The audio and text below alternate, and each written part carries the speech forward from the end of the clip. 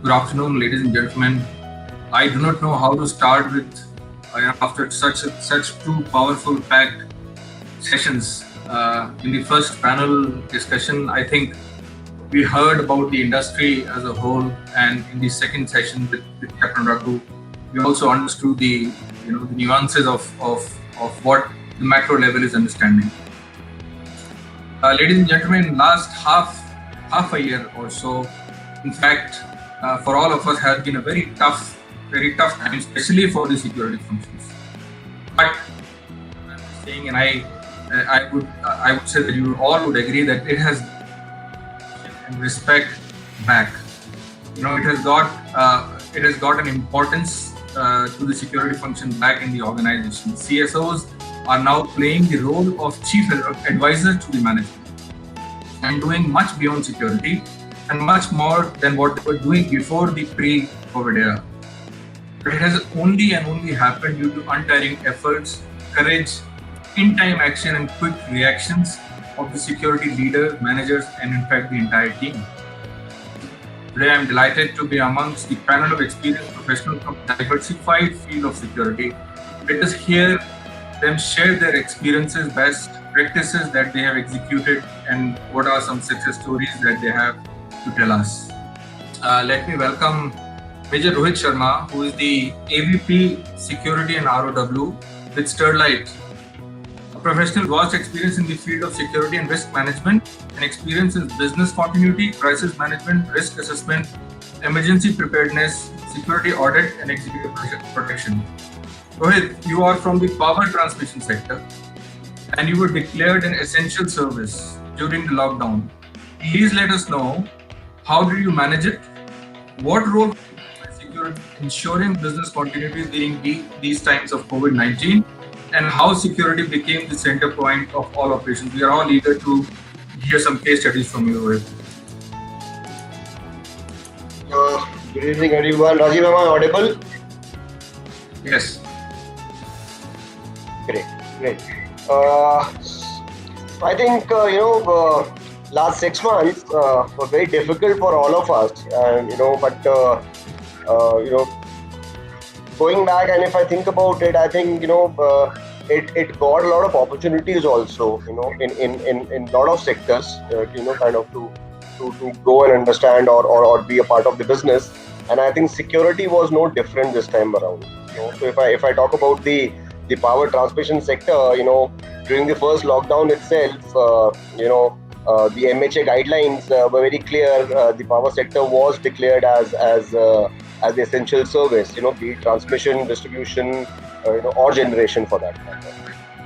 But from the time the orders are given to what is executed on ground, there was a lot of gap. The district administration was not ready to take any chances or accept this MHA guideline as the gospel truth and allow us to work. And this is where security came in, because security was also essential service. If you remember, security was also placed as essential service, and this is where security came in, wherein nobody could move to any place. The security on ground could move to places. It could go to the district administration, it could go to the police to seek various approvals that one need to seek. And I keep telling everybody this thing, that right from picking up a water motor from a shop which is shut to getting passes from the MHA, I think security has done everything during these 6 months. I mean, and who would have thought you can airlift a strength of 185 laborers to be brought from one district or one state to a different state altogether, for us to continue our work. And this is where security came in. I got a input from my business saying that we need to get some laborers from a state to a different state altogether, and we were not getting any way ahead on this thing. And this is where security came in. We spoke to the people, we spoke to the airlines people, got everything coordinated, had that aircraft placed in the runway, and made that takeoff happen. So this is where I'm saying the security came in from a business continuity perspective, because everywhere the labor was going, but in the transmission sector, we were actually short of labor and we were getting it from somewhere outside. So this is what has happened. I'm saying that security has really kind of come a long way, to get this done. I mean, we have taken employees, we've taken engineers from their guest rooms or their residing areas to the place of work, in the security vehicles. We have delivered laptops to the employees, who were there in the house and who had no access to this thing. So security has done it all, in the past 6 odd months, and I think the business has realized it, that we are not looking at a couple of guards and a few cameras now. Security now is a very, very important and integral part of the overall business. So that is what has happened, in our sector. Rohit, thank you so much. We heard you saying that there were a lot of gaps between the guidelines and the actual situation on ground, and doing the most of the layers of work, and also you did a lot of logistics, whether it is a human resource from one to the other. And I also heard you saying that laptops were, you had to deliver it at their homes and at the working site. So much beyond what security was supposed to do earlier. Thank you very much for your opening comments. Let me invite Ms. Rekha Gairola, Regional Security Advisor, India and South Asia for Boeing. Rekha is a REIT certified investigator as well as certified in peace technique, which is in contrast with REIT, certified crime prevention specialist, certified CAS instructor, and the AS 9100G internal auditor, which is for aerospace and defense. Rekha, you heard Rohit making comments from the power transmission. You also are into a manufacturing kind of a space. How the phased approach you think that minimized the risk and role of the security? Also share some of the best practices during COVID-19, including the changes in the role and responsibilities of security as an organization or as a function. Rekha. Yeah, thanks, Rajiv. Am I audible enough?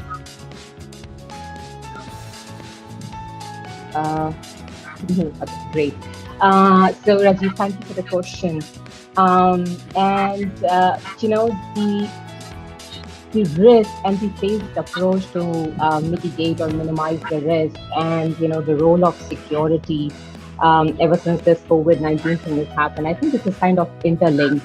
So what I'll do is I would like to answer your second part of the question first, and by the end of it, I think I'll be able to provide you provide more clarity on how a risk-based approach or a phased approach can actually mitigate the risk.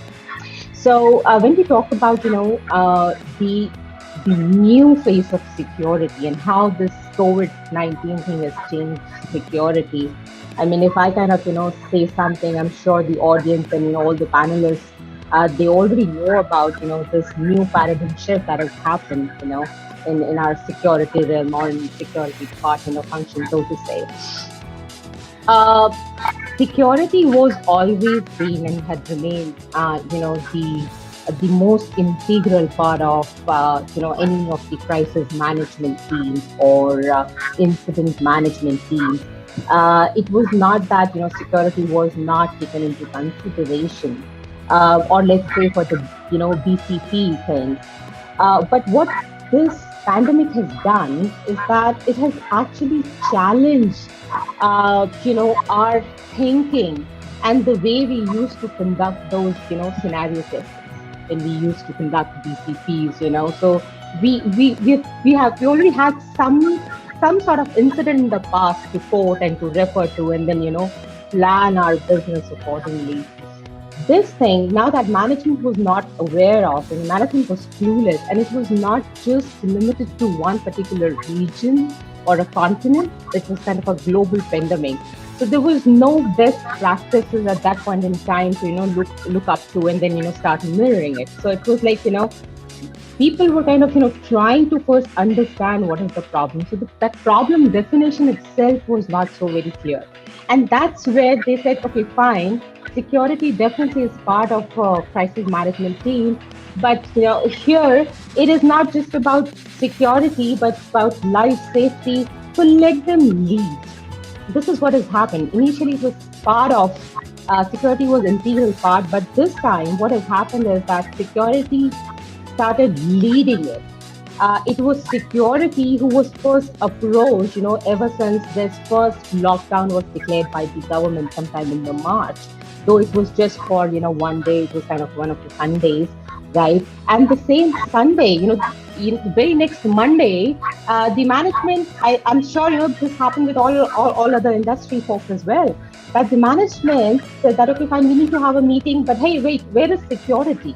We need to first understand what security thinks about it. And if at all they anticipate something. And at that point in time, I think it was very difficult for all of us all to really anticipate something because we were still trying to understand what it is, right?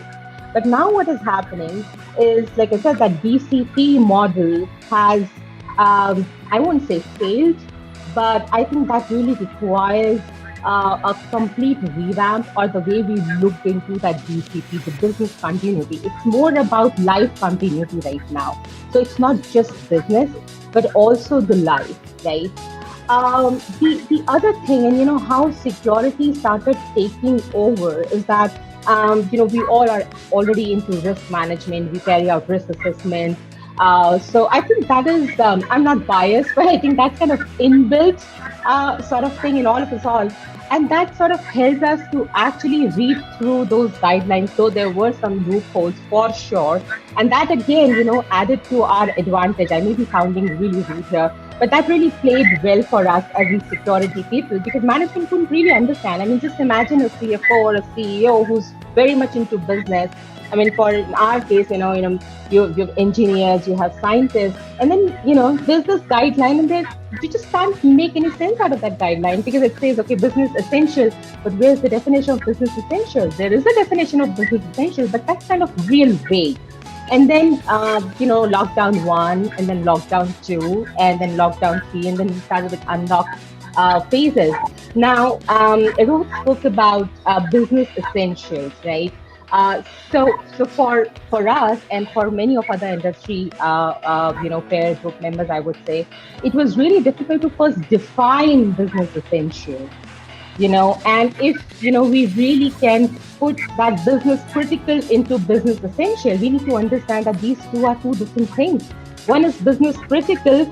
A business critical could be a business specific, but when they say business essential, that is a different definition altogether. And how to kind of, bring business essential and business critical together, and then again seek help from security, because then security can help you really, carve down a good definition for that. Unless and until security really understands business, it's not going to help. So, I'll just tell you, different sections where security was really, reached out for. But the time when this thing has happened, there were a lot of international travelers who were in country, and then there were a lot of employees who were outside the country, and then all of a sudden, the flights, got suspended, and then we have people stranded here, and then we have people stranded outside our country, right? So there was this travel desk which security was running, right? And I'm sure they are still running, right? Now that unlock phase, and it's not just that. So when I say business critical, now for many of us, we understand that security is not just, gun guards and gates.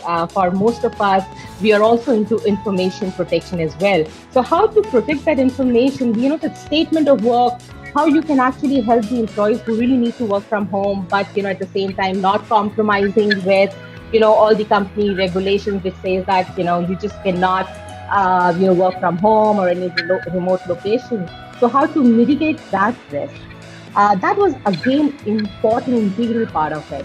And then we have seen it's not just industry specific. We have seen how people have actually gone through this mental stress, to set up a sort of employee assistance program where you can tell employees that, hey, look, you can actually seek counseling from these people. They will ensure the confidentiality of it, because that confidentiality thing is really key to it.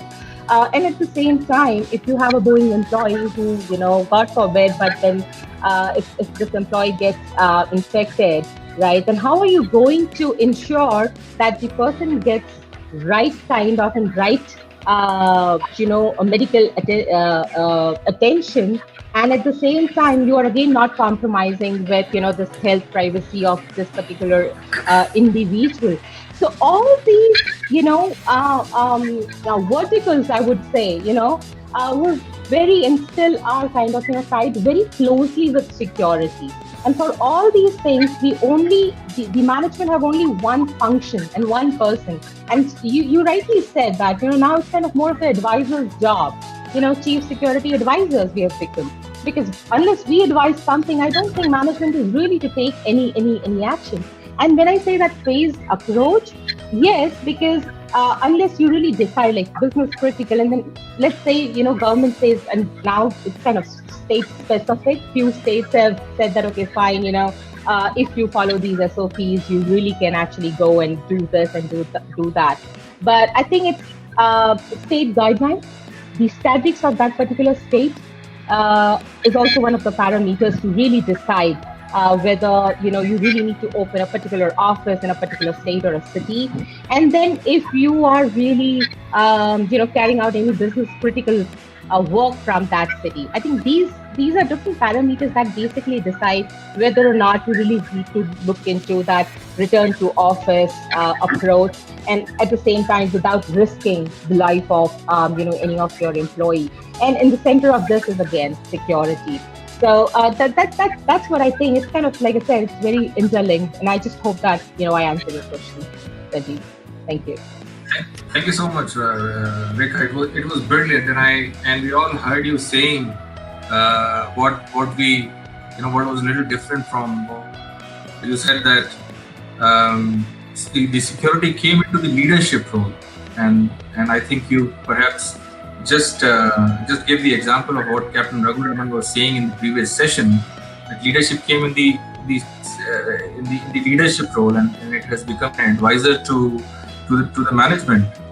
You also give an example that you also worked as travel desk, not only for the logistics inside the country, but across the globe.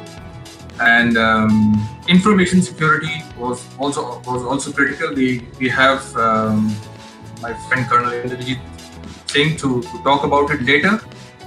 Thank you so much, Rekha, for your opening comments. Can we go back to Jitendra, because before we go on to the next two speakers, I want, if Jitendra is available. Jitendra, are you? Can you hear us? Can we hear you?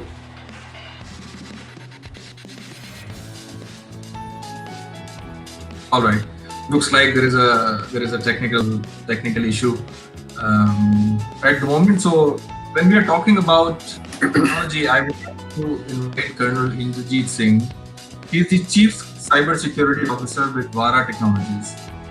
An experience into the system professional with more than 27 plus years across a wide spectrum of areas, spanning into information security, risk management, cyber security, cyber forensics, cyber warfare, expertise in SOC and CRT, cloud computing, big data, IoT, including IoT security, blockchain, machine learning, and artificial intelligence. Colonel Indrajit Singh, we are all aware that IT has yet again defined its undoubted role in operations of business. Right. In fact, operations of life. The entire world is just dependent on IT for last few months. Internet, virtual meetings, etc., causing an enormous cyber threat. Please let us know. Of course, you may be able to answer what Rekha just mentioned. Please let us know what are the strategic and technical cyber security challenges faced by organizations during COVID-19, and what are the best practices for home users or work from home. And we are eager to hear you. Yeah, sure enough. Thank you, Rajiv, and thank you. Wonderful evening, and thank you to be here today with all of panelists and gathering here. And while we are talking about the security, and IT, of course, is not devoid of when we talk about the physical security, and we are seeing the IT has taken the major role. What you actually, I'm resonating the same words. And of course, while we are working from home, it's IT that is the front end while we are doing all that. And when we moved out of the networks on, I think 22nd or 23rd of March, to be more precise, when we had with the lockdown, and we suddenly went in from the work from home environment. And we were all taken aback, as especially the IT specialists who were there in each and every enterprise, and in fact us also, because it was the most challenging part when we look at how do we ensure the business continuity of the company. How do we have the business running? Because it was not that the business was coming to a standstill, right? While we speak of physical perspective, the data perspective, your network perspective, how those people who are going to be given the connectivity. What Rohit also brought out, that they picked up laptops and gave it to the guys. That's the fact, because we never prepared for these kind of eventuality, and it was such a situation where earlier, it was like 95 or 5% people will work from home. Now the situation was that 100% people are going to work from home. That means you require the complete hardware, other than the servers, of course, the endpoints, to be there with the with your that. That was one challenge which was being faced, and which was always there in the papers and in your laptops, and in the boardroom. But then this was the first time you were trying to put it onto the actuals, and it was challenging. It was like how you go about it. No knee-jerk reaction, because it's a live business. What you're right. So business continuity point, from the IT perspective, from cyber perspective, was very important. Coming on to the cyber risk management, when we talk of the risks which are happening today, and we're all aware, while some of our co-panelists are there in the OT sector, which are the most vulnerable today, healthcare sector, which is the most vulnerable, and you all aware that you had the J&K power grid and it was down, right? You had there's only very recently there was a hack attack by APT, by the Russian APT guys on one of the COVID-19 research which happened. So you healthcare guys are the new IT sector. So that's where, how to manage those kind of risks. So that's where, the challenging part was, and that's how we actually try to resolve that risk management. And again, the risk management has to be put into the reality. Your disaster recovery plan. Hackers are very active today. You see high as compared to what it happened earlier. Ransomware you seldom used to hear earlier. Now it's happening day in and day out. So what's the disaster recovery plan? How do I really work when my networks are down? Right? How do I get back to my business continuity? So again, all these are iterative things, but then all these are very much linked to each other. Your incident response plan, because all of your users are now working out of your offices, they're in the houses, right? And your network is no more classic perimeter. That's the challenge of how to handle an incident response, because all your laptops are vulnerable to cyber attacks. I'll cover as to how they're vulnerable to cyber attacks. It's really a point to ponder. Then was that most of the companies today in India, especially, we don't have cyber. Think of having a cyber insurance, right? So cyber insurance against your business interruptions, cyber business interruptions against your ransomware attack. Last week, if you all know, that Grameen, which give the GPS services, was down, and they had to pay $10 million. Nobody knows whether they paid or not. They were supposed to pay to restore their services. And while we talk of the other sectors, fourth largest power company is power company, that's the renewable, was had. Okay, they had a phishing attack in the month of March, April somewhere, and that was 12th of April to be precise. And they told to pay 15.2 million euros for giving back the data. That was again a ransomware attack. So your plans have to be kind of disaster recovery. I'm giving the live examples because if your company has not been hacked till now, don't wait for it to be hacked, because you will definitely be hacked in some point in time. Okay, so it's either you're hacked or you're going to be hacked. it's both sides of the coin. Okay, and this cyber resilience, and we've been talking of the cyber resilience, and we're talking of the resilience from a company perspective. But yes, cyber resilience is very important for us. How do we come back to business as usual, business as normal? Because the world is moving at a very fast pace. The IT is moving at a fast pace. So, at a strategic level, at a board level, these were the kind of things which we had to really think, we had to work on it to put it right and the right perspective on ground. Then some of the technical points which I always bring out, and those are the ones which are required by the companies, by individuals, right? Like I told you that all our networks perimeters were gone because all of us were working from home. There's no firewall which is there now to protect you. There's no one who's tell you when to change your passwords. There's no one who's to tell you don't go onto these particular sites. There's no one who's going to tell you that don't use your official computer for your personal work. But that's what you're all doing now. So, but the challenge is the moment you're using your personal work or you're doing your personal work on the official laptop, you're compromising the data of the company. Because the moment you go onto the sites of, say, Google Chrome or something, it actually takes your password credentials off the sites, other sites you're visiting, it will take it away. So that is where the challenge starts. So the other point which we are going to face now, when we go back to our offices in some point in time, that's going to be a major discussion as to how you're going to go back to the office, because the company's data is no more as company's data. It's out in open. Okay, so at tactical level, all companies were supposed to have the VPNs, because we never thought of having a VPN at this scale, right? Changing the VPNs, upgrading the VPN, the capacity of VPN were very much required. And that's what we had to think of, right? To have a secure communication back to your network. Remote data access policy, right? Now, I cannot give all my data of my company to each and everyone, because though it was being decided in the company parameters, in my premises of the company, that these are the valid users who use the company data. But now, when all people really working out of the company, right? It's all porous. I don't know where you are. I don't know which part of the internet are you.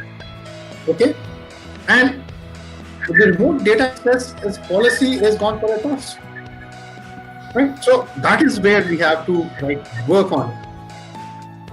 Another aspect which is very important for all of us is your insecure Wi-Fi's, all Wi-Fi's. And believe you me, despite me or you also telling how many people do change their Wi-Fi passwords, and I will say very few, right? So they're all, it's the hacker's paradise, and hackers are having really a wonderful time since COVID-19 came in. And if you look at the number of hack attacks, the ransomware, the malware, they've increased. Okay. Other part of it, some more, now most of the employees whom you couldn't give a laptop, how could on device, you're able to access from your own device. We'll give you some user ID passwords and you'll be able to access. Now he's going to be accessing the same data as any of the critical user who's going to be accessing the data. So how are we going to be ensuring that and protecting it? Right? Then is your encrypted password for emails. Now, all our emails which we are using most of the time, the moment you click it, most of the time, if there's no VPN, it's unencrypted, it's all gone, right? How do we ensure that there's no man in the middle attack? There's no credential stealing which is there. And then, like I brought out, that password policies or your cyber hygiene, because cyber hygiene is something which we have to be taught. We never gave the training or the capacity building on the cyber side to all our employees. It was like very couple of people, 10 to 12, you bring them onto the boardroom, train them, that's it. But did we train all the employees on the cyber hygiene? The answer is plain simple no. Right? So that's where the challenge today what we are trying to find, and we have to train the people. We're training them, but then it takes time because the IQ level, the level of the understanding is a bit problem. So those are the challenges at a strategic and at the tactical level, which I like to bring about. Then some of the best practices for the individuals, what you need to do. Okay, so what you can do as an individual, follow a multi-factor authentication or a two-factor authentication for everything what you're doing. Right, take a authentication from a point of view that you get a SMS or you get an OTP kind of thing, or you have a authenticated application. Okay, have a sufficient VPN capacity because most of our companies today don't have a VPN, right? So we have to have a VPN capacity to give a secure access to the company data. We are not bothered about the data backups. Especially, I'm telling the companies with the SMEs, they don't have a kind of infrastructure to handle, that data, or they don't have that kind of wherewithal to take the back at a very fast pace. So, data, having a DLP at your endpoints. Endpoints means your laptops. You should have a data leakage prevention kind of software which are there, so that while you're working from home, you don't end up using. That's very important point of view. And Thank you. especially your SME, there's a right I'm sorry to. shift I'm self sorry. to cloud. Sir, I'm sorry to interrupt with the. Sorry to interrupt you because of the interest of the time. But what we heard you saying was a very very interesting thing which I've heard for the first time is cyber insurance. And we'll try to come back to you on that if time permits. And second thing, you also talk about how many people change the password of the Wi-Fi. I don't know how many people change the password otherwise. And I, as a non-cyber, non-IT guy, I understand that the maximum people in the world use password as their password. I mean, that's been very basic. I don't know if the things are changing today or not. That's what they do. So. Moving on very, very quickly to Pushkar. Pushkar Gokhale is the Vice President and Head of B2B at Godrej and Boyce. Pushkar is coming here with 27 years of experience, has led large teams, and as his key roles in development, deployment in B2B, B2C and B2G environment, addressing diverse market segments and handling government relations. Pushkar, you are engaged in developing comprehensive security solutions in the pre-COVID era. Currently, you are formulating solutions to make workplace and establishments COVID compliant. So please share us that what is the holistic approach which you advise the corporates, the organizations to adopt, and to ensure don't leave out any gaps in the solution design. I would request Pushkar to be very precise. We are running short of time. Sure. So, namaskar. I think let me start off with the best practice which one needs to follow during these times. I have a little presentation. I want to get a little bit academic in here. But before that, I just wanted to, ask the audience here only one simple question. When we talk about best practices, what is the objective of these practices? And when I look at these objectives, I think there are twofold objectives in today's time. One is the reality, and the second is the feeling. This is something which one needs to address. And when you talk about reality, I think it is about ensuring that each and every person entering the premises is safe and secure. That is the reality, and that is mandated by all government advisories as well. But the second important aspect, I think, is more about the feeling. Today, everybody in India or across the world is so much worried, is so much scared. And that's the reason I think every organization needs to ensure that every person every employee who's getting into the premises, every stakeholder who's aware of that, is getting that feeling that he's secure. I think we just heard Captain Saab also, he spoke about the mental health. I think it's all about ensuring peace of mind. So that's where I think the feeling comes in. And these two objectives, reality and feeling, can be addressed only with a holistic, comprehensive approach. I'll just quickly take you all through a small presentation and share with you what should be the approach to ensure how we can really, come up with this kind of solution. Okay. Just tell me when the presentation is up over there. Is this up there on screens? No, have you shared the screen? Yeah. No, it's not. It's not here.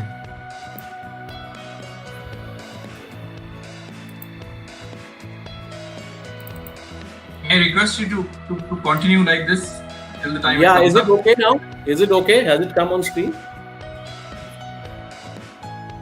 Yeah. Is it there? Yeah, but this is. This... No, Yeah. Can you see this slide?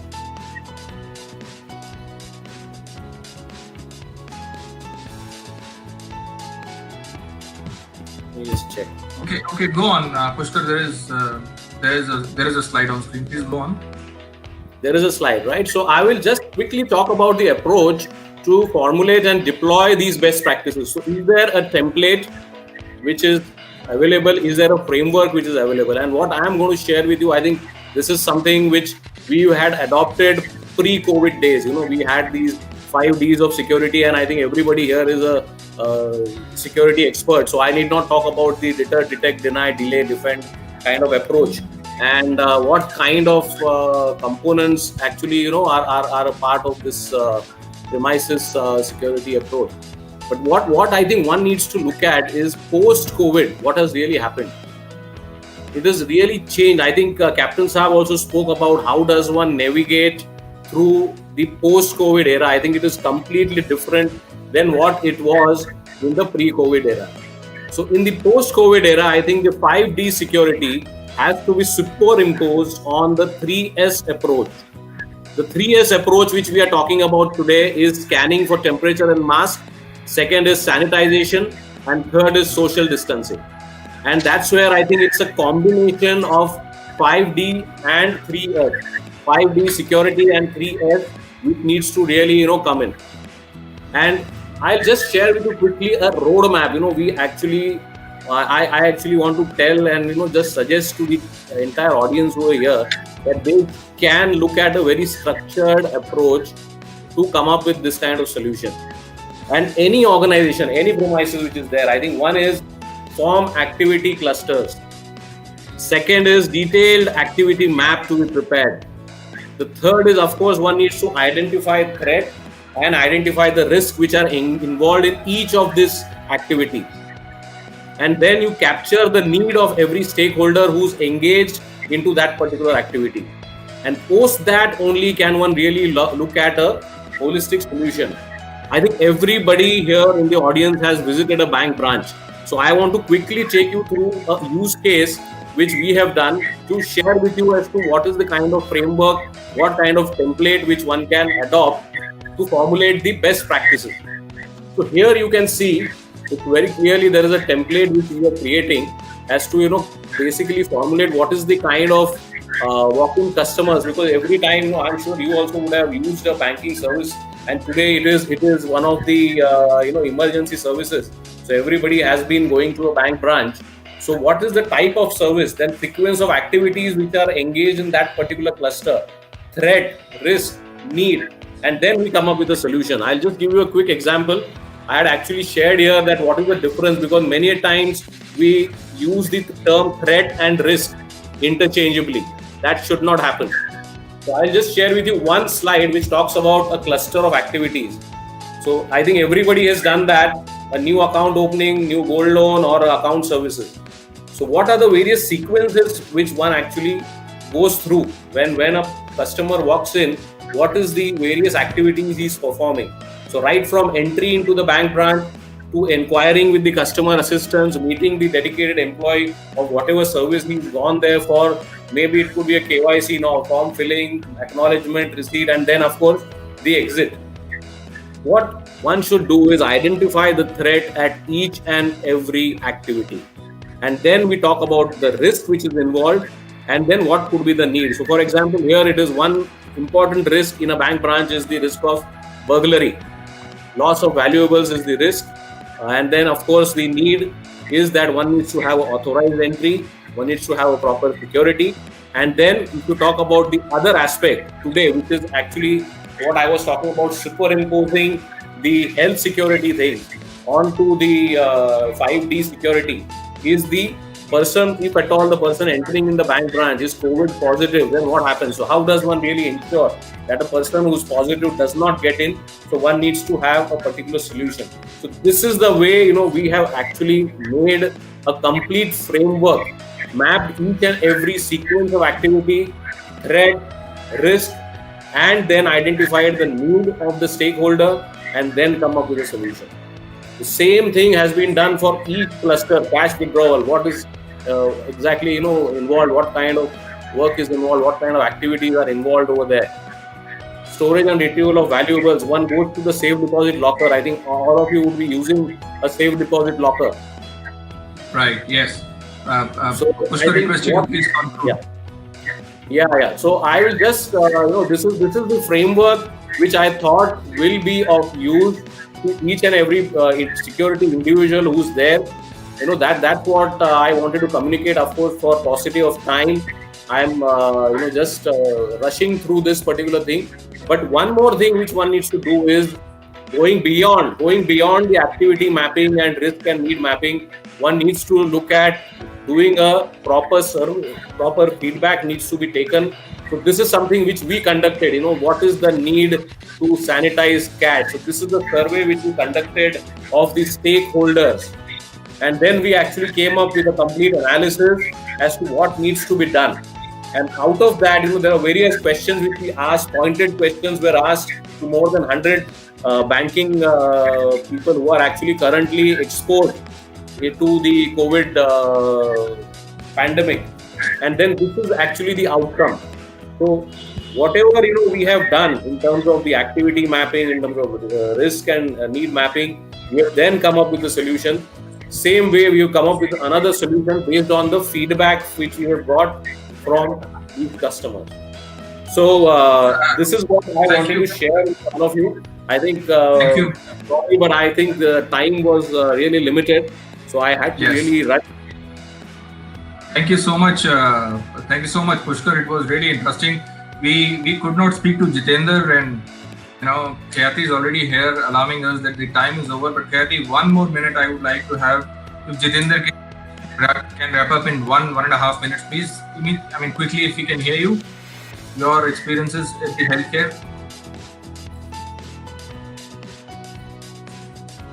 No, I think the healthcare sector is prepared to speak. Thank you very much, Rekha and my other friends and colleagues here. It was very interesting, and my sincere apologies that we could have gone for maybe 1 or 1.5 hours more. It was so interesting going on, and I already have a list of questions I'm sure the audience would have. But in case the audience have, Khyati, can we have them from there and perhaps write to these panelists and revert back to them? Thank you so much once again. Absolutely, we'll do that.